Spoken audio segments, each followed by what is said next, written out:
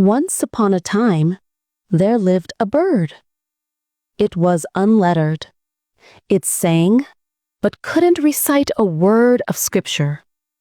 It hopped and it flew, but lacked all sense of manners. The king said, "Such a bird is of no use, yet it devours fruit from the forest, bringing down the profits of fritterers in the royal market." He summoned the minister and commanded, "Educate the bird."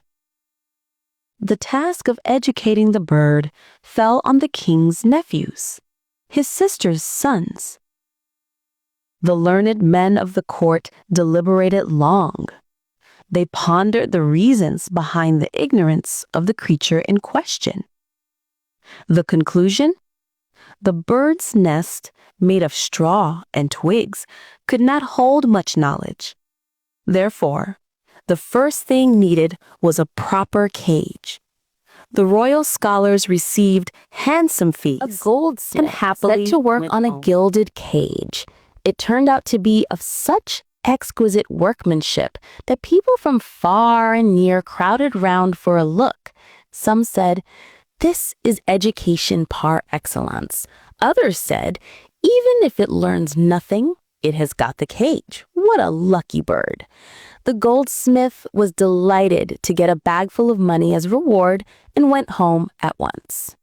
A teacher came to give lessons to the bird. He took a pinch of snuff and declared, "This isn't a matter of just a few texts."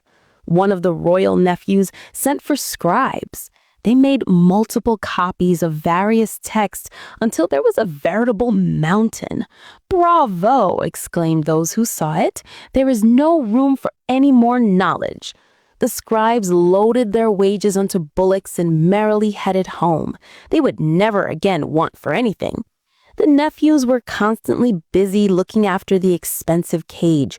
Repairs were always underway. Anyone who saw the endless dusting, wiping, and polishing had to agree that there was, A large quote, maintenance marked crew was needed, improvement. and more personnel to supervise them. They all got handsome monthly salaries, which they saved in their wooden chests. Even their cousins came to live with them in cushioned comfort. "The world is short of many things, but not detractors," they said. "The cage looks better, no doubt, but has anyone taken notice of the bird?" This was reported to the king. He said to a nephew, "What's this I hear?" "Your Majesty," replied the nephew, "if you wish to hear the truth, summon the goldsmiths, the scholars, the scribes, the maintenance crew, and their numerous cousins." Raised slogans in praise. "Your Majesty can see how things are going on." "Astonishing," replied the king. "The din isn't negligible." "Not only the noise," said the nephew. "The meaning behind it isn't negligible either." The king was pleased and walked out of the gate to mount his elephant when one of the fault-finders, who had been lurking behind the bushes, shouted, "Have you seen the bird, Your Majesty?" The king was startled. He said, "There, I'd forgotten about it. We haven't seen the bird." He went back and said to the teacher, "We must see the manner in which you conduct the lessons." A demonstration followed. It pleased the king no end. The manner was so advanced that the bird was hardly visible. It seemed not at all necessary to see the bird. The king was satisfied that there was no flaw in the arrangements. Inside the cage there was neither any grain nor a drop of water.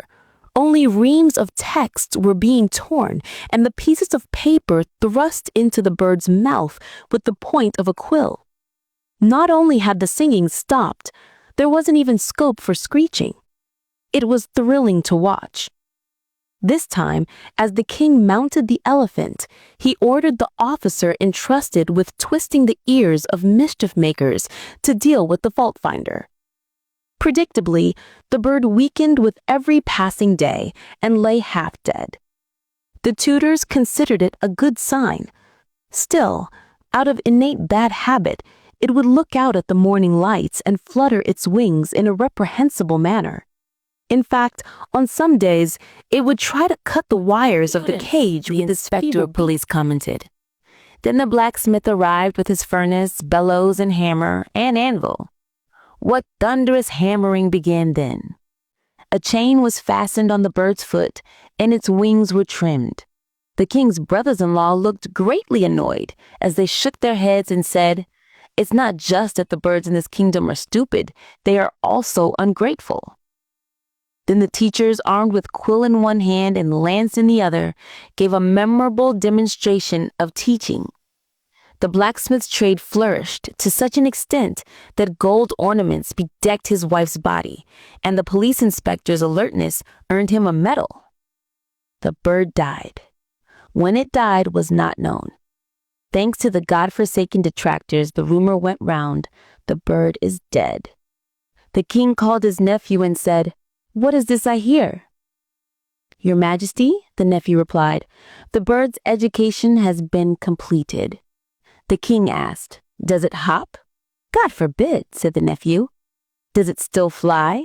"No." "Does it still sing?" "No." "Does it screech if it isn't fed?" "No." "Bring it to me so that I can see it," said the king. The bird came. Along with it came the inspector, a guard, a cavalry officer.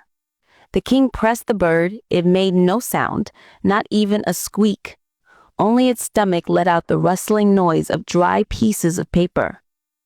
Outside, the green shoots of early spring sighed in the southerly breeze, filling the sky above the budding forest trees with a wistful melancholy.